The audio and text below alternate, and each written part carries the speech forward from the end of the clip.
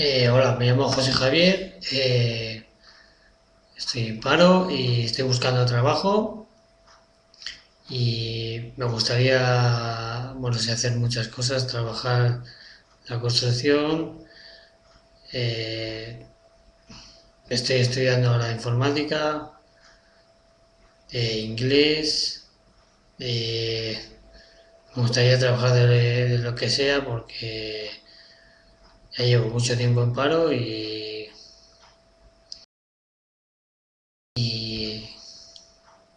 y además que lo necesito. Vamos, no necesito trabajar porque ya no sé dónde buscar.